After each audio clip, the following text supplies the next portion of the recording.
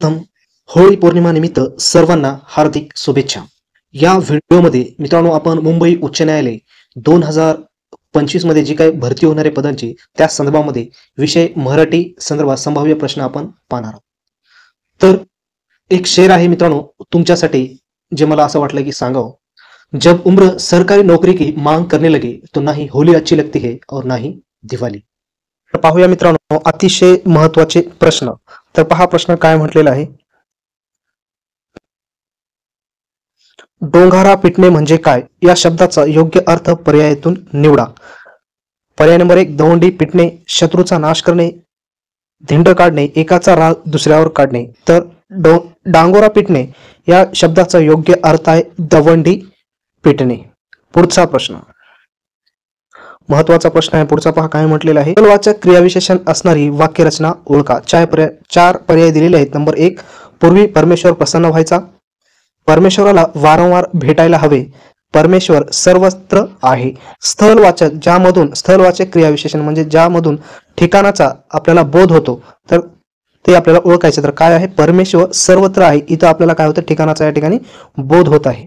गंगाधर या शब्दाचा समानार्थी शब्द सांगा.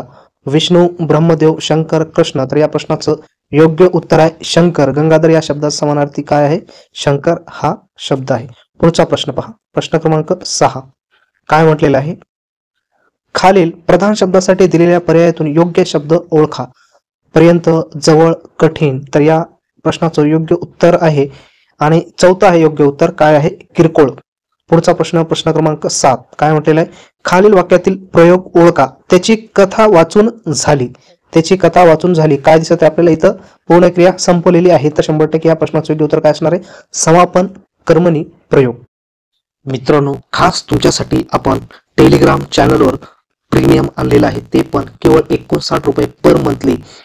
यामध्ये तुम्हाला न्यायालय संदर्भामध्ये कोणतीही अपडेट असो ती मिळणार, नोट्स मिळणार, प्रश्नपत्रिका मिळणार, वेबिनार तुमचे फ्रीमध्ये घेतले जाणार आणि संपूर्ण तुमचं मार्गदर्शन जाहिरात निघाल्यापासून ते सिलेक्शन होईपर्यंत संपूर्ण मार्गदर्शन केले जाणार. तसेच तज्ज्ञ व्यक्ती तुम्हाला मार्गदर्शनासाठी आपण वेबिनारद्वारे बोलवणार आहोत आणि त्यांचा संवाद तुमच्याशी आपण करणार आहोत. तसेच तुमचे सर्व प्रश्न सोल्युशन करणार आहोत. फक्त आणि केवळ 59 रुपयामध्ये आपण अतिशय चांगल्या प्रकारे तुम्हाला गायडन्स करणार आहोत. त्याची लिंक डिस्क्रिप्शन बॉक्समध्ये दिली आहे. त्या ठिकाणी जाऊन तुम्ही सबस्क्रिप्शन घेऊ शकता, जे तुमच्या करिअरसाठी अत्यंत महत्त्वपूर्ण ठरणार आहे. आणि हे महाराष्ट्रामध्ये सर्वात प्रथम आहे मित्रांनो, कारण की ऑदर तुम्हाला कोणत्याही प्रकारची बॅच वगैरे घ्यायची आवश्यकता राहणार नाही. आपल्या यूट्यूब चॅनलवरचे व्हिडिओ आणि लाईव्ह मार्गदर्शन एवढंच तुमच्यासाठी आवश्यक आहे. पुढचा प्रश्न क्रमांक 8 काय म्हटलेले पहा. खालील पर्यायातून उद्गारवाचक अव्यय ओळखायचे, परंतु शिव शिव अथवा. तर या प्रश्नाचं योग्य उत्तर आहे शिव शिव. पुढचा प्रश्न क्रमांक 9 काय म्हटलेले पहा.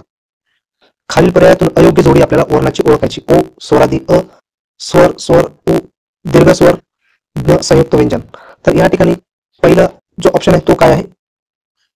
चूक आहे, कारण अ ह्रस्व स्वर आहे, ठीक आहे, उ दीर्घ स्वर आहे, अन्य संयुक्त व्यंजन आहे. त्याच्यानंतर पुढचा प्रश्न काय म्हटलेला आहे पहा.